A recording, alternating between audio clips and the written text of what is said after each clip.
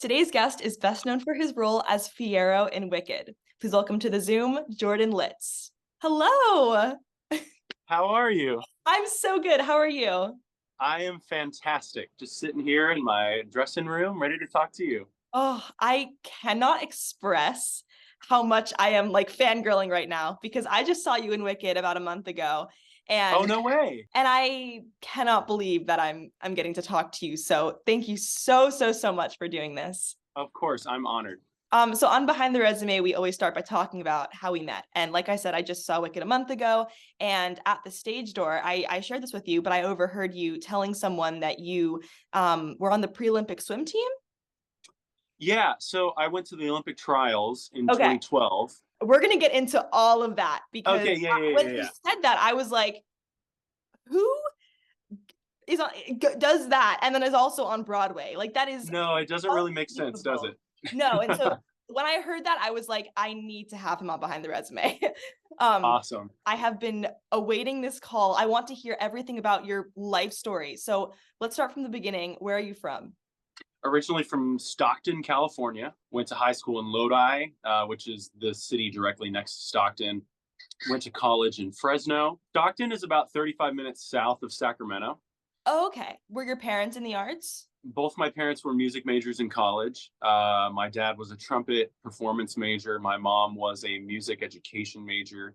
They both ended up sort of pursuing other things. My dad ended up as a software engineer, and my mom was in charge of the music programs at my churches all my growing up. So I was Wow. always involved in like the praise teams and the church choirs and things like that. And that was where I got most of my performing experience growing up, was just being involved in church choirs and things like that. You have siblings?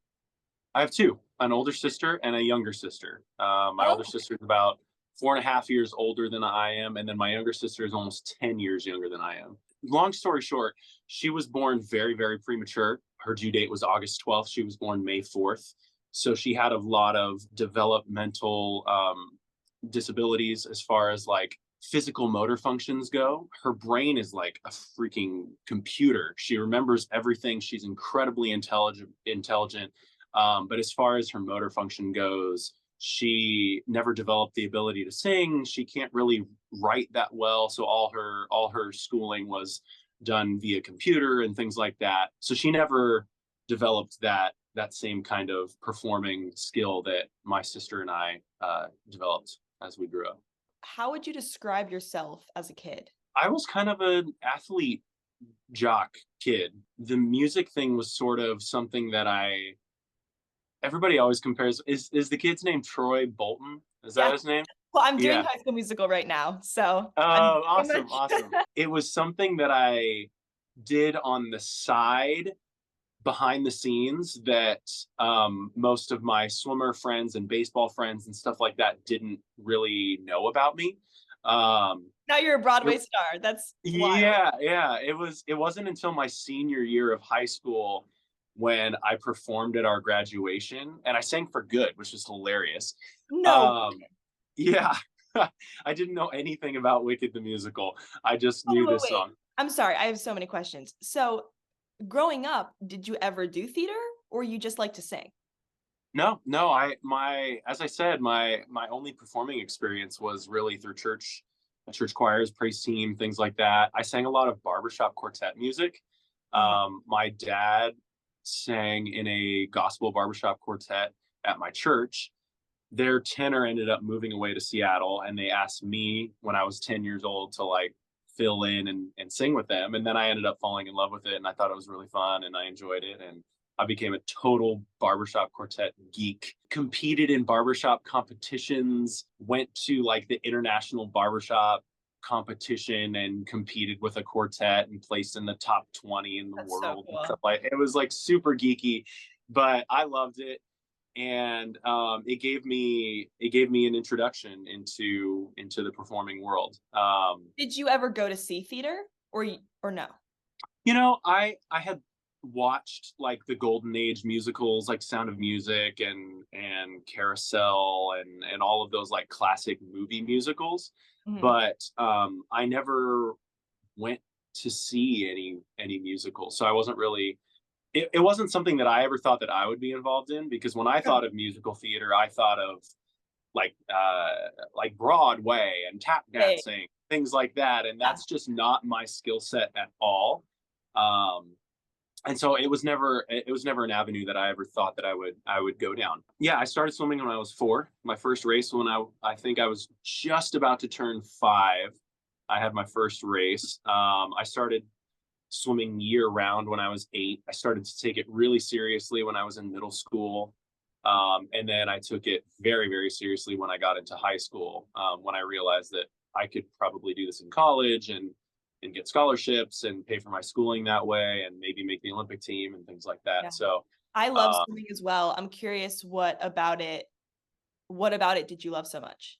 I played 2 sports pretty seriously growing up, baseball and swimming. And when I got to high school, I kind of had to make the decision on which one that I was going to do, because they were in the same season. And I just had more success in the pool on like a national level than I did with baseball. So that's kind of one of the reasons that I chose it. I also loved the community that I had with the swim team. I really enjoyed the people and my coaches and things like that. So I think that kind of the heart behind it was what kept me in the sport. At what point did you start thinking about college and what you wanted to pursue as a career? And was performing even a thought? Performing was not a thought at all, not even closely on the radar. The only time I ever considered doing a musical was, I want to say, my sophomore year of high school. They were doing like a production of Bye Bye Birdie, and I was like, maybe I'll just see what this is about. I actually went to the audition, and I think I was going to sing like Somewhere from West Side Story or something like that as an audition, Mm. because I had seen West Side Story. I was like, oh, I kind of fit that sort of role. I showed up to the audition, and they had like the list of the rehearsals that I would have to be at, and they all conflicted with all of my swim practices. So I immediately got up and I left. And so that was like my one maybe opportunity to get involved in musical theater. And who knows, had I done that, maybe my life would have taken a completely different trajectory. But I didn't didn't even audition. So Wow. I've been very good at math. I had really enjoyed drawing, and I loved architecture. So I thought architecture engineering was the route that I would most likely go. So I looked for schools that had a great engineering or architecture program and a solid swim program. That was my career path that I wanted to take. I got recruited to some schools, but I ended up going to a junior college out of high school, just because I wasn't exactly sure where I wanted to go. And to be quite frank, I didn't get recruited and offered as much money as I wanted to some of the bigger schools. Mhm. So I thought maybe I would take a couple of years, get a little bit faster, and maybe some of those bigger schools would be willing to fork up some more cash for me to go to the more powerhouse D1 schools. And so I was looking for engineering schools. I ended up at Fresno Pacific University, which is a school in Fresno. They had a great swim program. And what's funny is, well, we got to go back. This is a, do we really want to get into all this? Yes, yes, This is a very long story. I'm ready. I wanted to go to the Olympics. That was the big dream. School was just a thing that I had to do on the side. So when I got recruited to go to Fresno Pacific, we had like 5 or 6 guys that had qualified for Olympic trials. I ended up going in both IMs and both breaststrokes, and I qualified in both flies, but I didn't want to swim that many events because I knew that it would be a very, very grueling schedule to swim that many events over 6 days. So I went to Olympic trials in 2012. I did not make the team. I wasn't even in the ballpark. So they have time standards that you have to make in order to qualify for the meet. If you go that time standard, you can go to Olympic trials, which is usually held a month and a half before the before the Olympics. So I went to that Olympic trials in 2012, which I believe was the London Olympics. You have to get top 2 in your event in order to qualify for the Olympic team. The unfortunate thing for me is that Michael Phelps and Ryan Lochte swam my events. So there Wow. wasn't a chance in hell that I was going to make the Olympic team. But you They met them. were just You were with them. Yeah, yeah, I've met them. I've swum against them. No one wins against them. They're just so far and above better than anyone else in the history of the sport. I mean, I would argue that Michael Phelps is probably the most dominant athlete of possibly any sport. 23 Olympic gold medals, 28 medals total. I think the next closest person is has like 13 medals. I mean, it's not even close. He's so Yeah. dominant. So there wasn't any chance that I was going to make the Olympic team. So after Olympic trials, feeling defeated, I kind of had to have a come to Jesus talk with myself. Do I want to wait around for 4 more years and try again in 2016, or do I want to move on and figure something else out? And so I decided to hang up my goggles and find a new path. Do you still Um, swim? I do. On tour, it was kind of fun. On tour, I was able to kind of find different communities of swim teams and things like that to plug into in each city that I went to, because I had either raced in every city that we went to, or Wow. I knew someone that had coached a swim team there, or I used to swim with. For instance, in Tucson, my old college coach now coaches at University of Arizona, so he let me come in and swim with the college team and stuff like So that, and cool. What sort do of. your old teammates think about your current occupation? Oh, I mean, I think it's so cool, and that so many of them have come to see the show. Huh? My old training partner in college, when we were in Sacramento, he coaches at UC Davis now, which is just down the street from Sacramento. He was able to come out and see the show, and I went out and I swam with the UC Davis team and saw them. And I mean, Wicked is like the most iconic show ever. well, so many of them don't understand that, you Uh-huh. know. Yeah, yeah, They don't understand the musical theater world. They just see like a really cool show, and a lot of them leave like, I had no idea. yeah. That was like unbelievable. They think of like community theater, Yeah, yeah, like smaller productions that they've seen around town, not like a Broadway production right. that's like got $1 billion behind it. Yeah. So they all leave super impressed, of course. So around that time, I ended up going to see Bobby McFerrin. Do you know the guy Bobby McFerrin? He sings the song "Don't Worry, Be Happy." Okay. Yeah.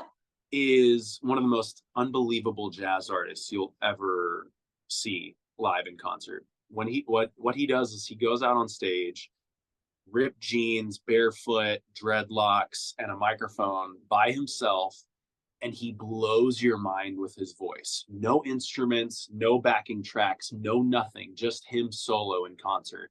It is mind blowing to watch him perform. I've always been a huge fan of him. And I remember sitting there in the audience watching him perform, and he did an arrangement of Somewhere Over the Rainbow.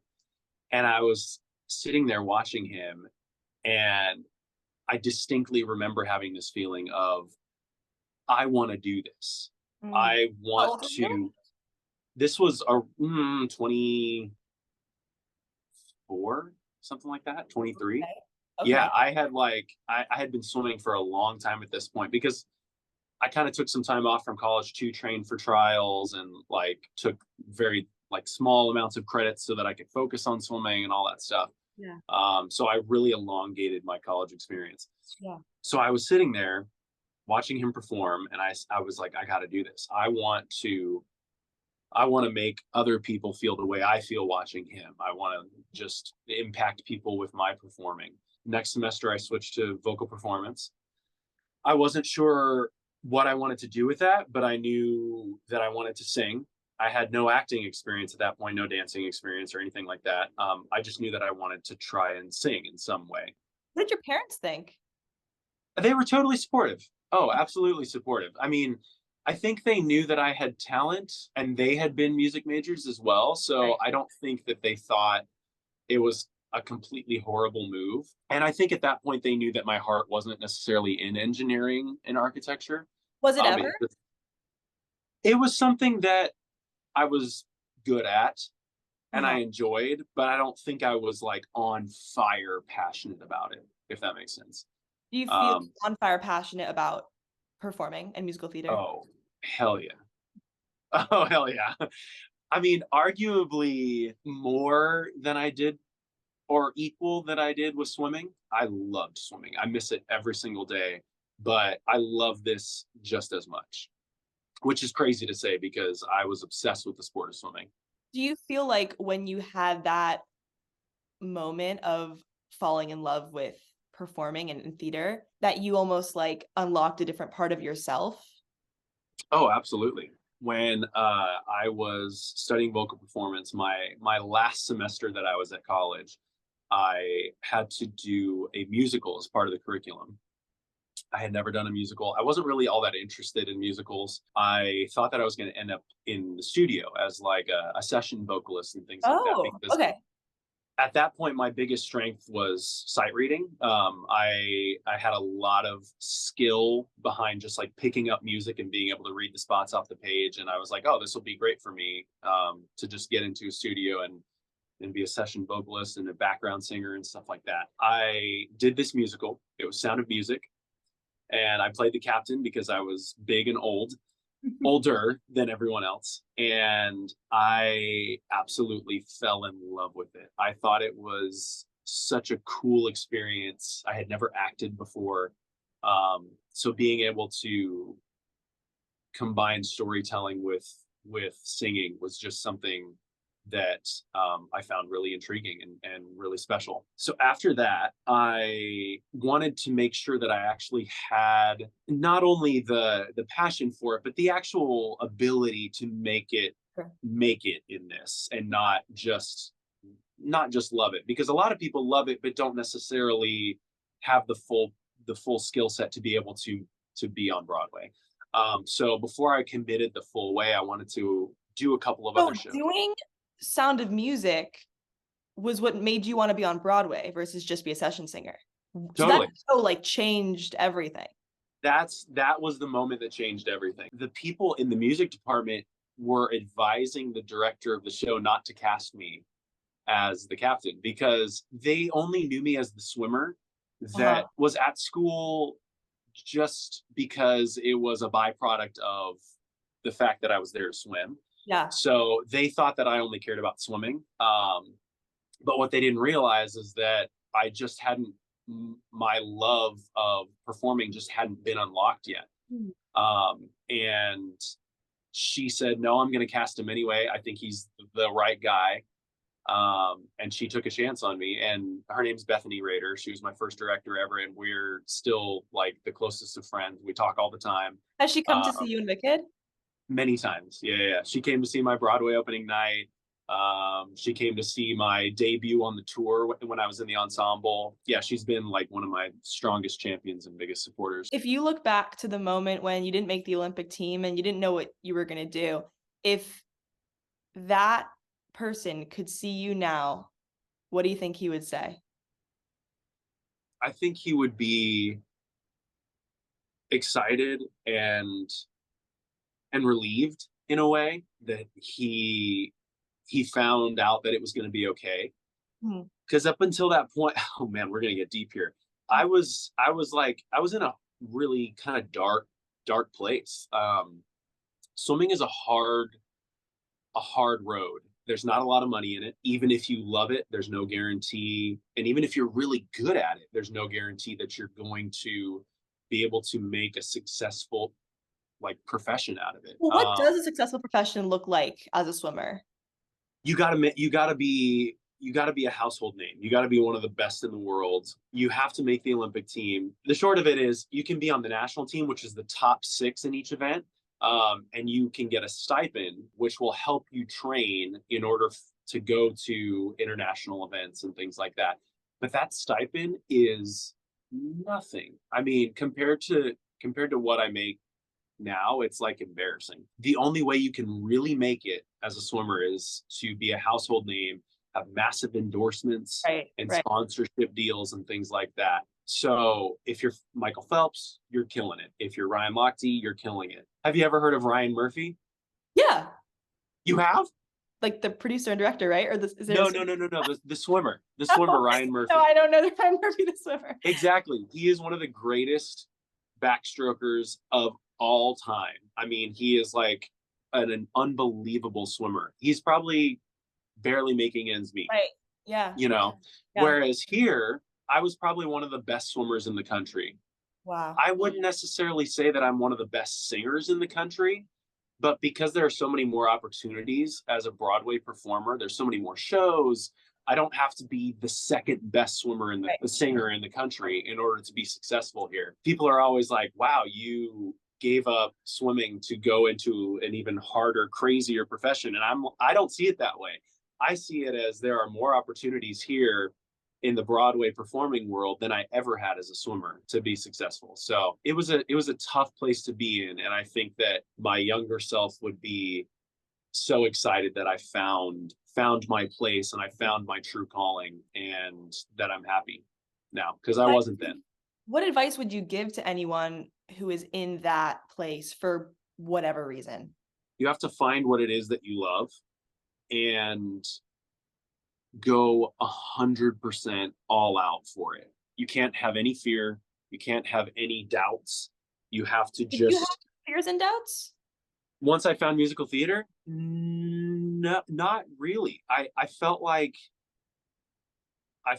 this was it. And I truly believed from the beginning that I knew what it was that I needed to do now. Even with swimming, I never really truly believed that I was going to make the Olympic team. Um, Never. I mean, because as I said, it's just it's a 1 in a billion chance that you're going to make the Olympic team. They take at most 26 guys every 4 years. That's like crazy. And the moment I found this, it felt right. It felt special. It felt like the world had opened up to me. Yeah, I didn't have any fear. When you discovered this and had that feeling, did you even know, like, I'm assuming you didn't have an agent, like, did you even know the process of auditioning or anything? I knew nothing. I knew absolutely That's nothing. incredible that in your gut and soul you just fully surrendered to Yeah. what called to you. Well, and maybe that was just like being naive and not really grasping what I was getting myself into. All I knew was that I was obsessed with this. I hadn't felt happy like that in a long, long time because swimming was just, it was killing me. Like it was so hard. So finding that and being able to have a new goal and a new path that seemed attainable made me happy. Did you feel like you had a disadvantage of finding it so much later in life than others? I Yeah. think so. I think being an athlete prepared me for how hard this world was going to be. As a swimmer, you lose all the time, especially if you're not Michael Phelps. I lost all the time.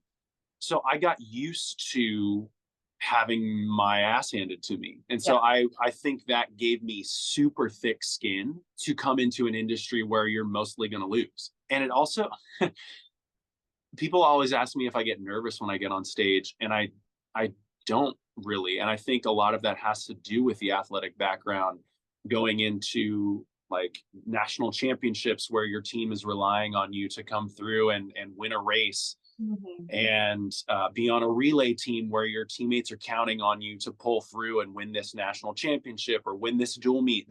I felt like I've never been that nervous Hmm. on stage as I was when I was trying to come through for my teammates and things like Well, that. so I'm so curious because of your athletic background. When it comes to the teamwork, I mean, theater is like the ultimate team sport, right?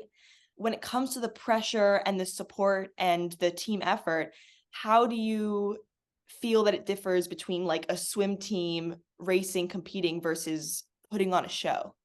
It feels more collaborative to Yeah. me, and it feels more like play, if that makes sense. The moment you put too much pressure on it, you can't connect with the character the way you need to. So you have to go out there and it has to be light and it has to be fun. I don't know, with swimming, it didn't feel like play. It felt like you win or you let everyone down. Right. And on the swim team, did it feel like you were competing even with your own team? Sometimes the relays, yes. Individually, it was tough because it's a very solitary sport. You are racking up points for your team, but you're swimming individually. So it felt just like there was so much more solitude and pressure on you as an individual to come through. Whereas when I go out there in a scene with Elphaba or Linda or whatever, I feel like there's this collaborative thing that if the scene fails, it's because we failed. It's not because I failed necessarily. And I guess the audition process can be looked at as a competition, but once you're in the show, you're just winning every performance, and that must be Totally. a nice change for you. Yes. And you brought up a great point. The audition process is brutal. That's hard. That feels like being in the pool. I've never loved auditioning. I've never had a good time. Some people go in there. I have a friend, Marie Ify, who's on the tour, the understudy of Elphaba. She says she loves to audition. Sometimes the casting directors don't even care that you're in there. It's a terrible environment to be in my opinion. So now you're graduating. What was your degree in? Vocal performance, Performance? not musical theater. And how old are you? Like 25 at this point? I'm 26 when I did my first musical. Wow. Okay. Yeah. Time you graduated college, were you around that age? Yep. Okay. So then the world is your oyster. You found this passion. Where do you even start? Well, I decided to audition for some community theater stuff around the area because, as I said, I knew that I loved it, but I didn't know whether I had the skill set to pursue it on a grand scale. Hmm. So I auditioned for a company called Good Company Players. Funny enough, Audra McDonald used to perform there when she was a kid. So I knew that they had a great legacy. Dan Pisano is the company director. He helped mold Audra McDonald. So I knew that if I could get in with him, I could like learn from his experience and kind of be molded. And so they were doing a production of West Side Story. And I was like, oh, that's a Tony, that's a perfect role. I would love to do that. I got cast as Tony. The cool thing about GCP is that most community theater does like a couple of weekends or something like that. And that's it. They do like 3 months for each show. It's like a long, long run. Wow. Yeah. So you do like 5 shows a week for like 2.5 months. It was amazing. So I got a lot of time to like learn and grow and understand what the craft was all about. I ended up doing 2 shows with them. I did that, and then I did South Pacific, and I played Lieutenant Cable. And in that show, I got to work with Dan Pisano, which was really cool. And then were you working at the same time as doing these shows? Yeah, on the side, I recorded rehearsal tracks for a cappella groups Cool. all my growing up. So again, it was like that studio skill set that I had developed. So I recorded all of the parts for like a cappella groups and choirs and stuff like that, and would balance them and mix out a bunch of different tracks for them to like be able to listen to and work on their music. So that's what I was doing on the side in order to kind of pay for my living expenses. Yeah. I auditioned for another company called Stageworks Fresno, and they did Into the Woods and Dogfight.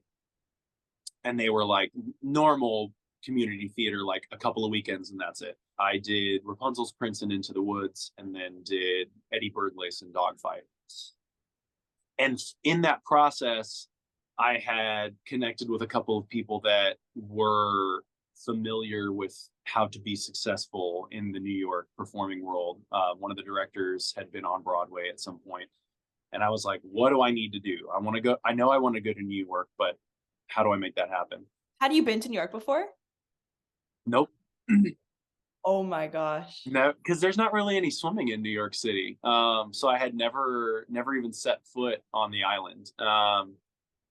And so I asked them, I was like, if I want to pursue this, what's the next step? And they said, well, you're going to want to join the Actors Equity Association, the union. You're going to want to get your equity card. And I was like, great.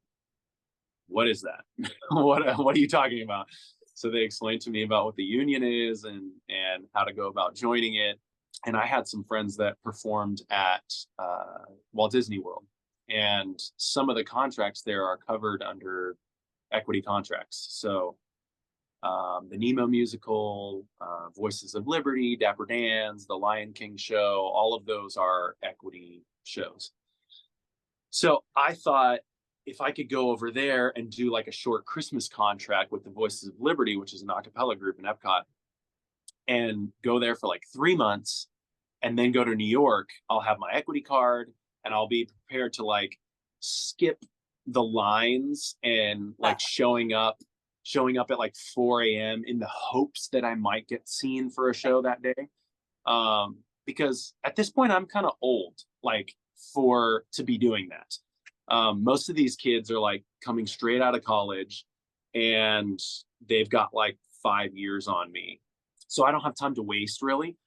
I decided to go this route instead. The Did that plan was, feeling of not having time to waste, was it ever manifested into like frustration, or just gave you this like fire to really just go full force?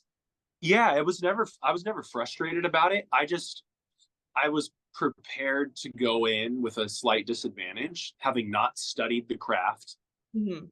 and really just sort of learning on the job. I was very fortunate in that every role that I got cast in was some sort of lead role that was different from the role before. So like Wow. I Amazing. did West Side Story, which was like a very heavy vocal role with a lot of like emotional ups and downs. And then I played Rapunzel's Prince, which was like a totally goofy, hilarious role, which allowed me to stretch some of the comedic opportunities that I had. And every time I did that, I worked with a different director. That was my schooling. That was me learning and taking classes. Because to this day, I've never taken an acting class, I've never taken a dancing class. I just started taking voice lessons Oh my, again, maybe a year ago. I just learned on the job as I went. It worked out. I just knew that I had to get going yeah. because I didn't have a lot of time. So went to Disney World. The plan was to stay for 3 months. I ended up staying for 3.5 years, What?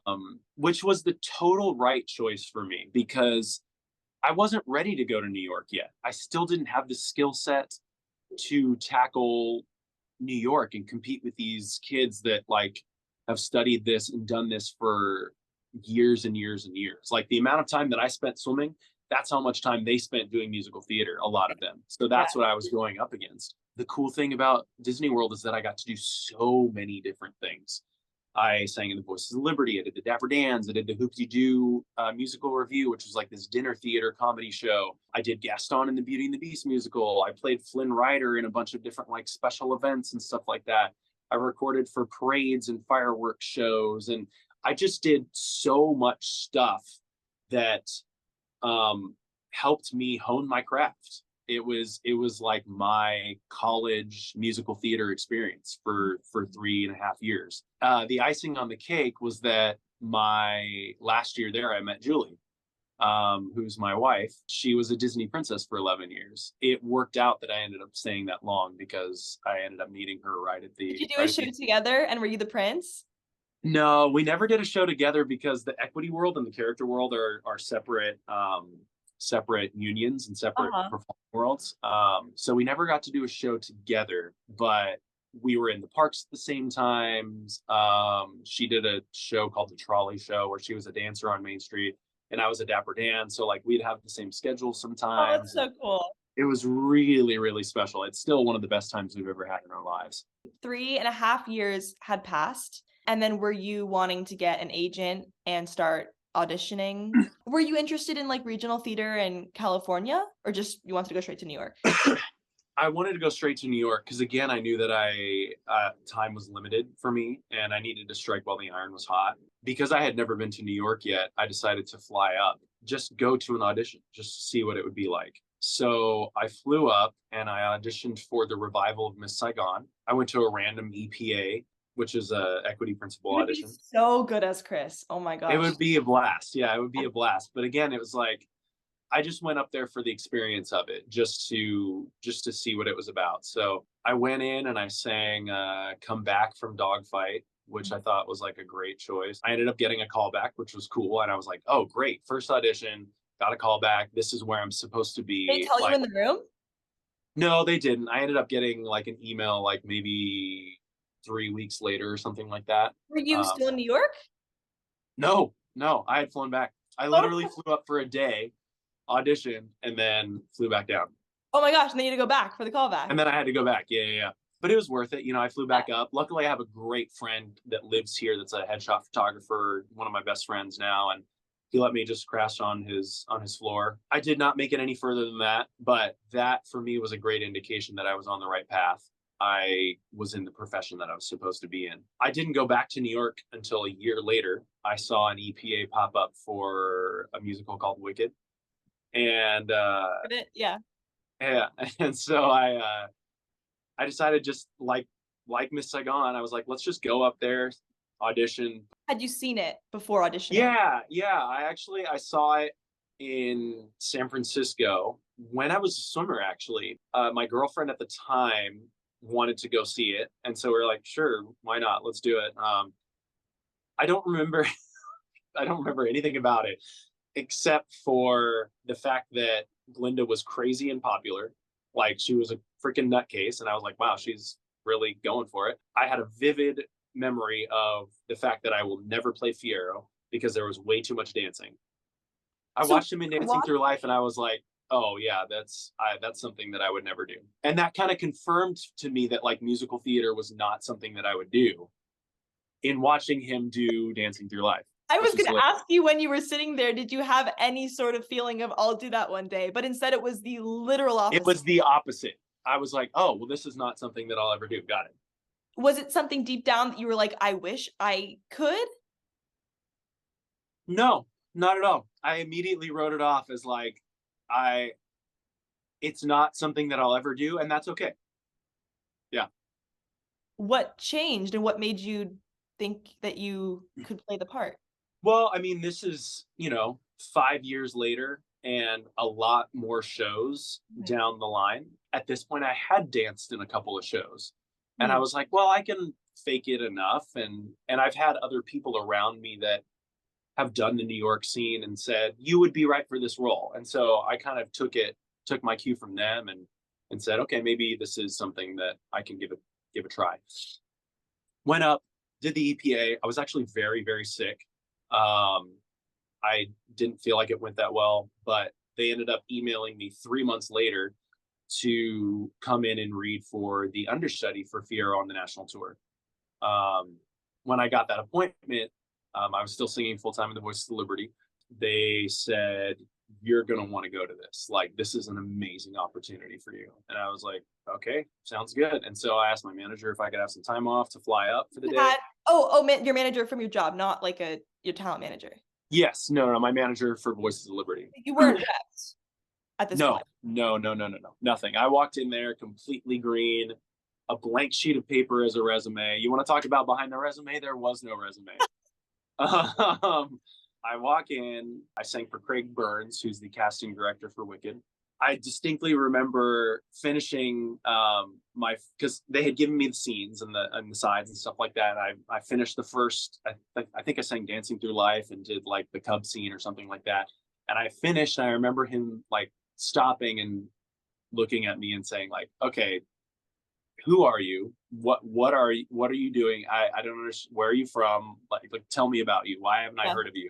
So I told him that I was kind of new to the musical theater world. I was a swimmer most of my life. I performed at Disney World, and that was really like my only professional performing experience. And he was like, well, that's really cool. Can you come back tomorrow? We want you to sing for our music director, Brian Perry. And I said, oh yeah, absolutely, of course. I walked out of the room. I called my manager at Voices immediately, and I was like, I can't be at work tomorrow. I have to stay and audition again. And they were like, yeah, don't worry about it. So I canceled my flight. And I didn't even bother rebooking a flight because I wasn't sure how long this was going to take. Came back the next day, sang for Brian.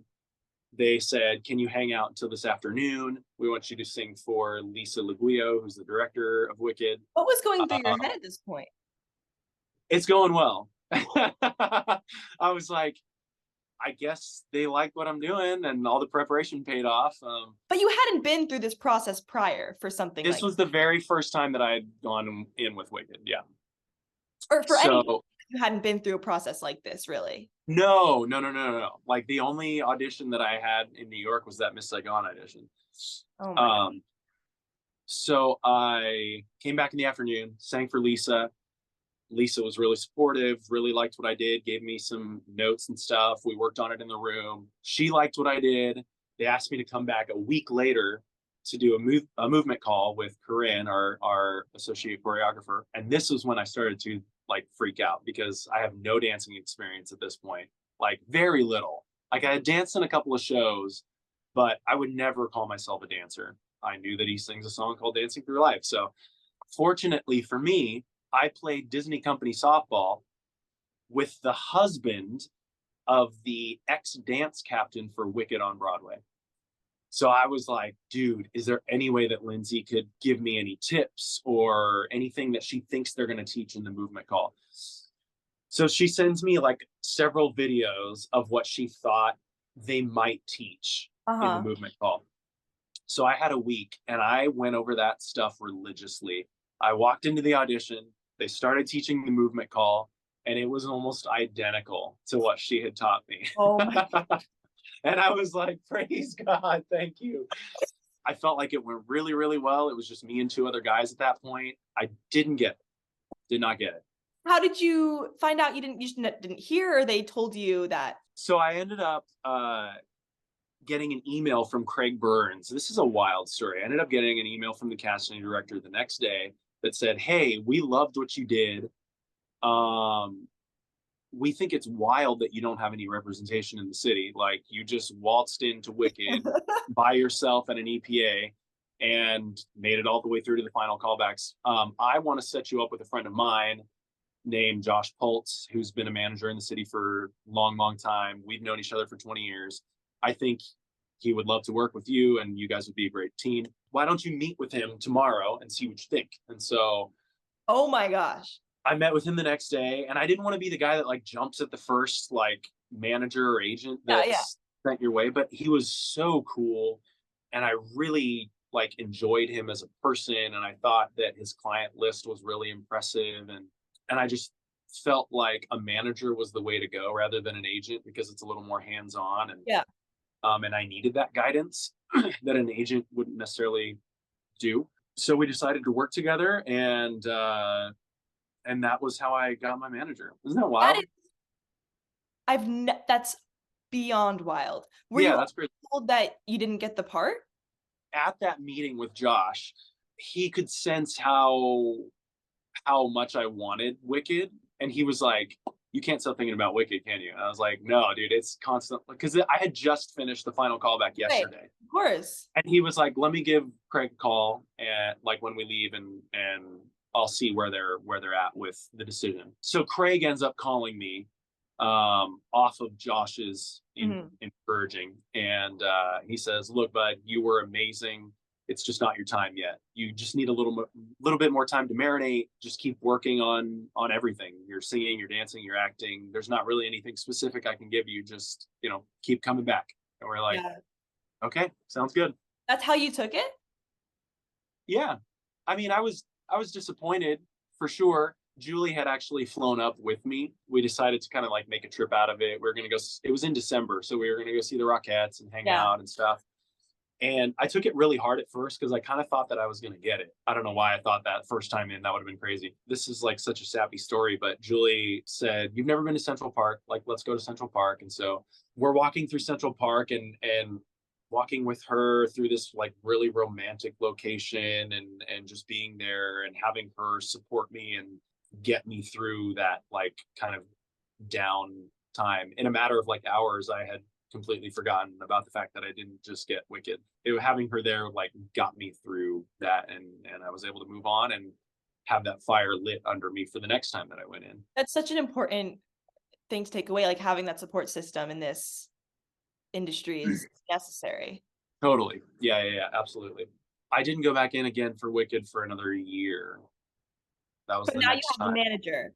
So you were still working at Disney World and now you were auditioning? He sent me a couple of self tapes for things. He had me self tape for Anastasia, which I thought was interesting. Actually, we didn't end up submitting that because I wasn't super proud of the tape. I think we kind of agreed that until I got up to New York, we weren't gonna like really go hard at it yet. So I think he sent me like two things over the course of the year because we knew that I wasn't in a position to really hit the pavement hard in New York. When Wicked came back around the next year, he sent me in for it, and I think was I in New York at the time? Oh yeah, okay. Sorry, I'm trying to remember the timeline now. Oh, I moved up to New York for like 2 months during the audition season, because I wanted to see what it was all about, what it was like to live in New York and do the audition scene, going to audition every single day and things like that. So I lived in Astoria for like 2 months by myself. I reconnected with Josh, my manager, and I was like, okay, I'm ready. Let's go. The very last week that I was there, I auditioned for like 4 things at once. I auditioned for the tour of Anastasia. I auditioned for Wicked again, regional production of Legally Blonde in Long Island. And then I auditioned for the Radio City Christmas Spectacular. The 2 that I really wanted were Anastasia and Wicked.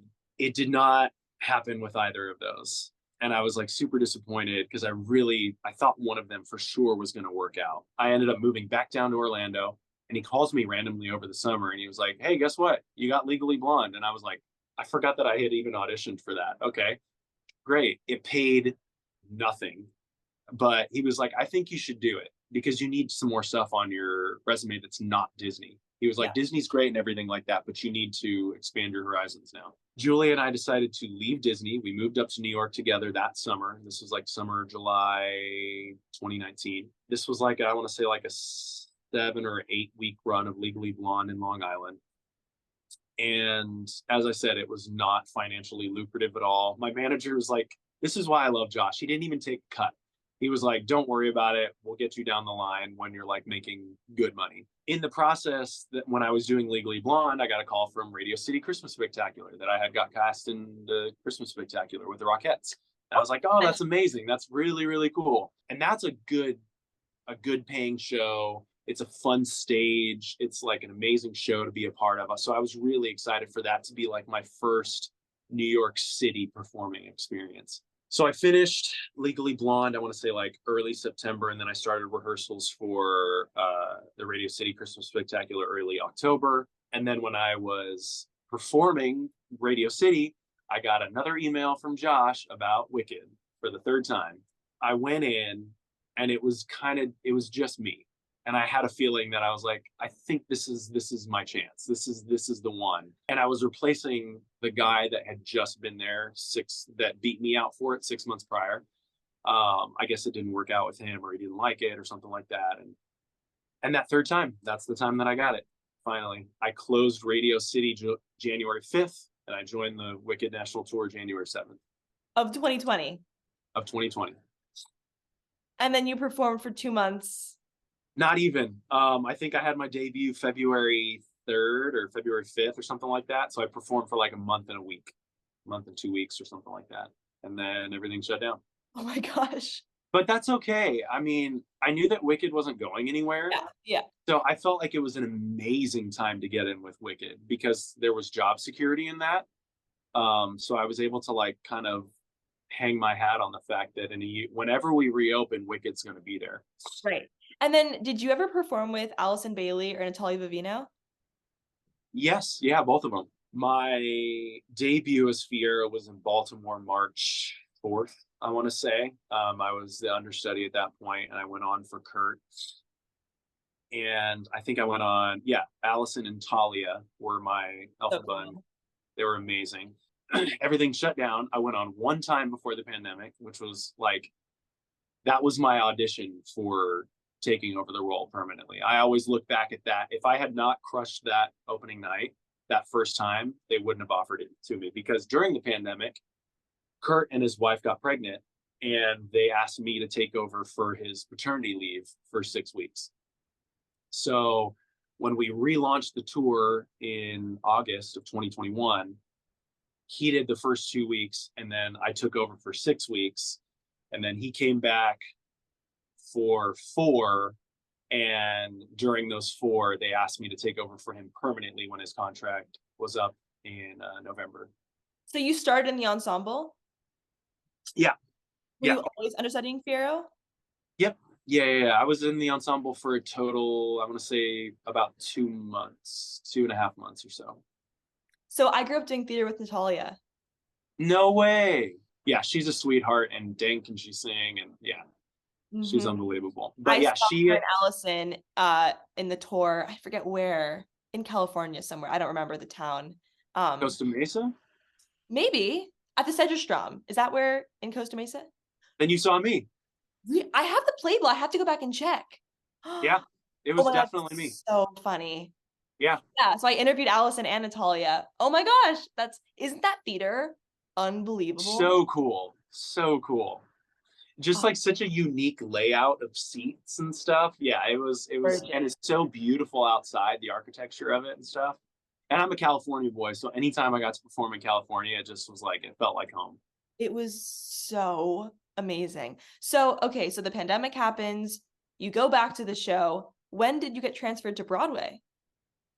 So let's see. I took over permanently as Fiyero November 17th, 2021, and I stayed all the way through February 3rd, 2023. In October of 2022, they had called my manager and said he's finished with the tour in February, but the plan is to move him to Broadway. We don't know when. Josh told me this, and he's very good about keeping my feet on the ground. And I was like, so are are we celebrating? Am I going to Broadway? Like, is this an offer? He was like, Yeah. no, no, no, no, no. Let's not count our chickens. Take it easy. Let's not celebrate until we know something seriously. Mhm. This was the beginning of October, and I didn't hear any firm confirmation, a real offer until February. Isn't that killer? I had to sit around for like 4 months not knowing anything official. But finally, the last week I was on tour, they offered me the role permanently on Broadway. So I took about 3 months off, and then I rejoined here May. What did I open? May 17th or something like that. I have Yeah, chills. Oh my gosh. it was super So cool. you made your debut in the role that you swore you would never play. I know, isn't that crazy?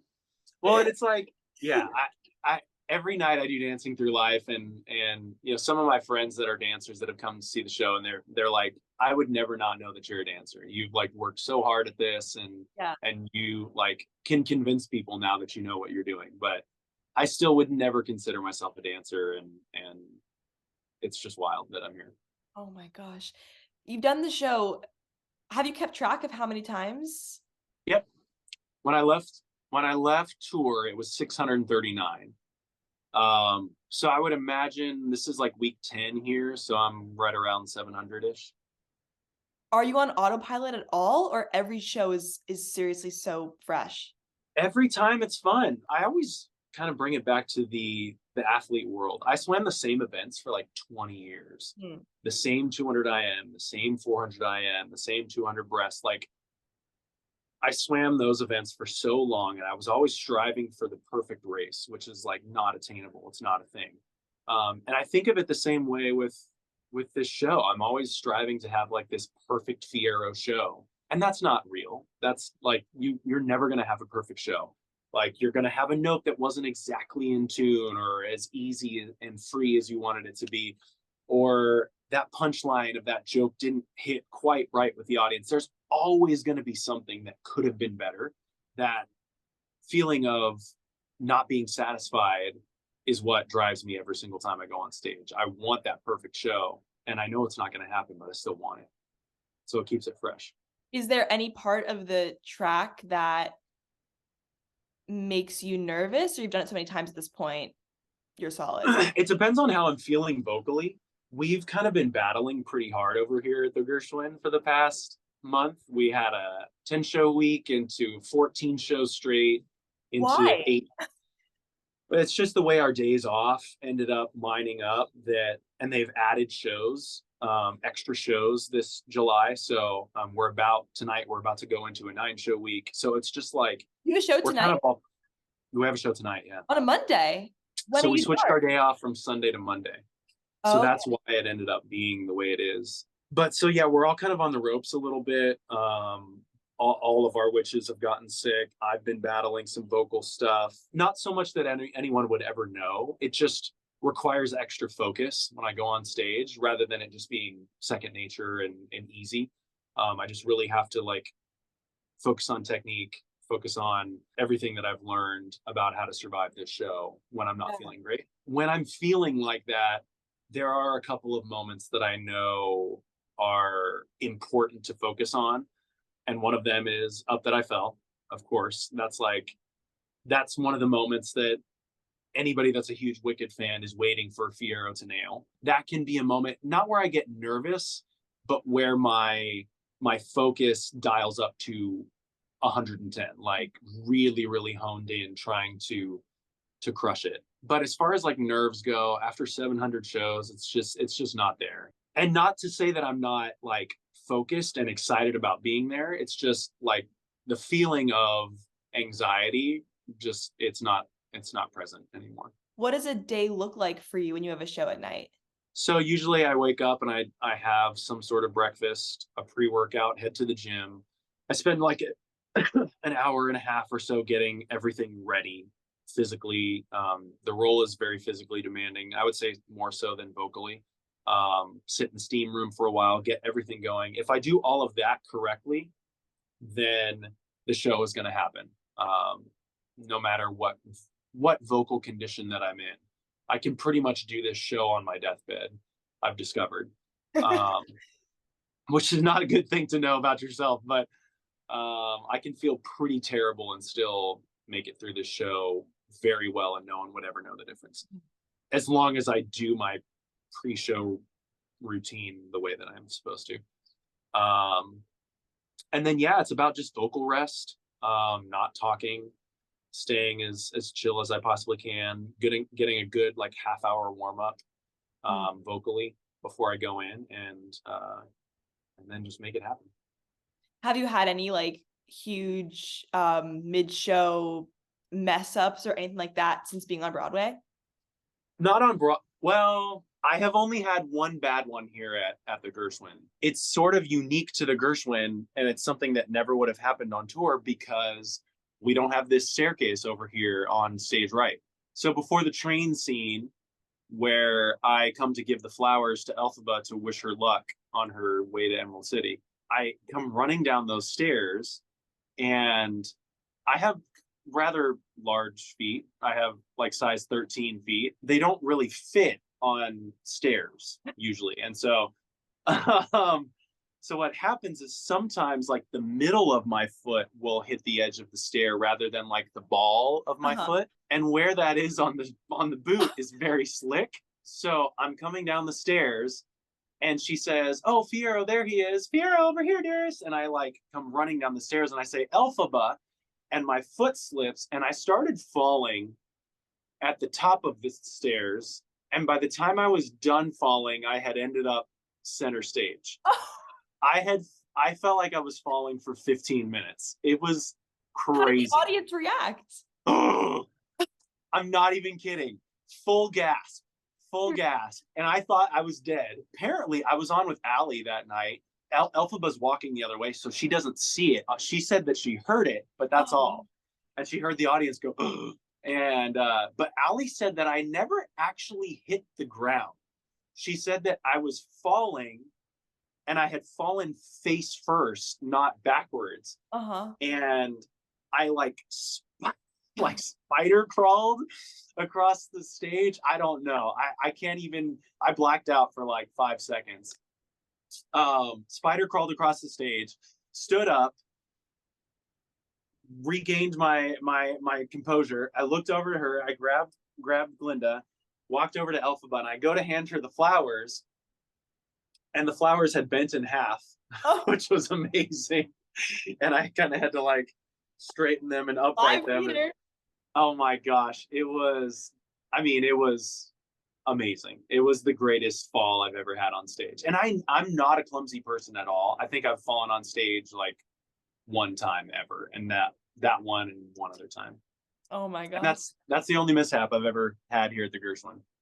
What is the stage door experience like for you? Is that really special?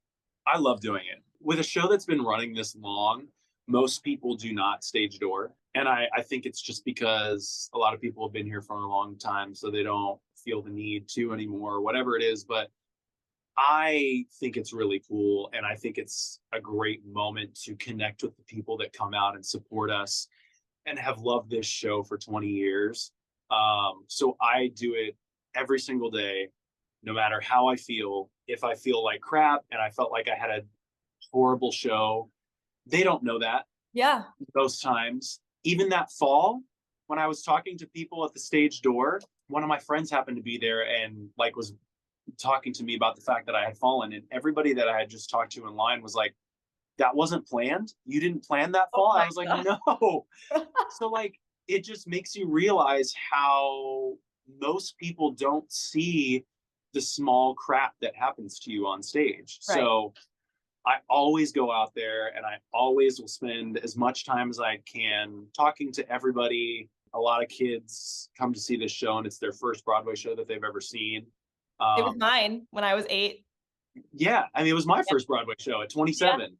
So I have to remind myself of that if I'm ever in a state of feeling down about my show. We had some rough shows this last weekend, and Becca, who was on for Glinda, I had a moment with her and I was like, we got to remember there's some little girl out there that is watching you as Glinda for the first time and seeing their first Broadway show, and she's Yeah. going to look to her mom and say, I want to be Glinda someday. Yeah. And that is like a life-changing moment for And us. that little kid is not thinking about any vocal technique, No, anything like not that. at all. Yeah. Not at all. So like it's such a powerful thing that we get to do every night.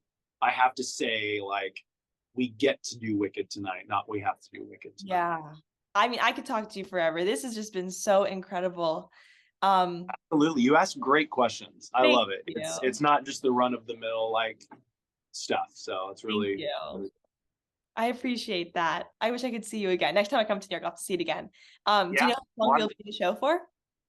As of right now, I'm here till March, and Okay. then we'll see after that. I wouldn't be opposed to staying longer. As I said, this hasn't gotten boring to me. I love this show. I love this role. I love the people that come to see this show. I am excited for whatever chapter is next for me because I feel like I've been doing Wicked for forever. Because even during the pandemic, I felt like I was still involved in Wicked, even though I wasn't performing it, Yeah. because we were like constantly FaceTiming with each other and Zooming with each other and checking in with one another, and I just felt like I plugged into the Wicked community. What is Um, the dream next show? I don't know. I don't know what that is yet. Funny enough, I've always said that I've wanted to do a Great Gatsby musical, and then Right, I saw that. Yeah. today they announced that Jeremy did. But I actually knew that already, because I had heard through the grapevine that they were working on a Great Gatsby musical months and months ago. Uh-huh. And I reached out to my manager and I said, hey, get me in for this. This is like, I feel like I would kill a Great Gatsby sort of situation. He said, I know the music director, I'll get back to you. And he got back to me like 2 hours later. They were like, Jeremy Jordan is Gatsby. It's not happening. I was like, okay, I guess I can like, So, I mean, I can who move knows on from what'll that. happen with the show? You could totally. You never know. You never know. I've always wanted to do like a Great Gatsby sort of thing, because I love that era of fashion and music and culture. I just think it's like a cool time period in America's history. And yeah, I don't know, something original. I Are know you that everybody's. interested in TV and film? I am. Yeah, again, it's one of those things that I have no experience in, just like I had no experience in musical theater. And I just need to get out there and start doing it and kind of learn on the job and hope that things start to present themselves. But I would love to do that. I think it'd be fun. Yeah. I think that your story is so inspiring to anybody, but especially people who find something they want to pursue a little bit later than others. And I love how you say how like your athletic background plays such a part in your life now and all those skills you seem to use. And so Huge. nothing seems like your path is exactly what it was supposed to be. Yeah, absolutely. Every time I think back to if I had just done this right, if I had just made this decision earlier, then maybe this opportunity would have come to me, or maybe I'd have more dance training or whatever. All of these coulda, woulda, shouldas, they never, I, I wouldn't change the path that I took, because everything led me to this unbelievable moment where I'm sitting here talking to you in my Broadway dressing room in one of the most iconic shows in the history of musical theater. So like I there are things that I messed up along the way, but they were the things that I was supposed to mess up to Yeah, get me. absolutely. Oh my gosh. Well, I always end with this question. It's my favorite question. What do Okay. you want your legacy to be?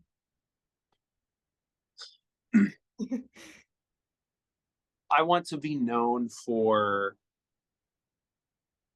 my passion and my work ethic, my love of connecting with people more so than my talent or the awards that I won or the number of shows that I did.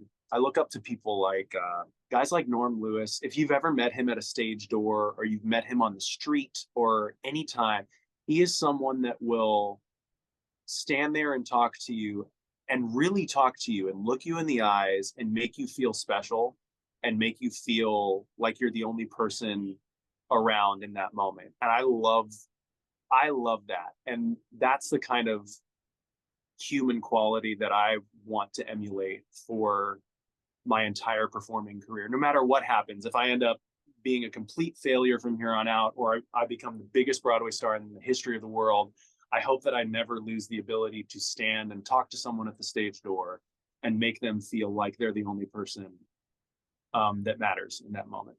I think that that is what I want to be remembered for, so much more than the high note that I sang, or the role that I played for a Tony Award nomination. That moment can change someone's life. 100%. Oh, so beautiful. Thank you so much, Jordan. This has been Of so course. wonderful. And Yeah. I just can't wait to see the future of your career. And I hope to see you perform again. And I hope to one day work with you. Yeah. I'm so glad we had Absolutely. this conversation. So thank you so much. My pleasure. Thank you for having me.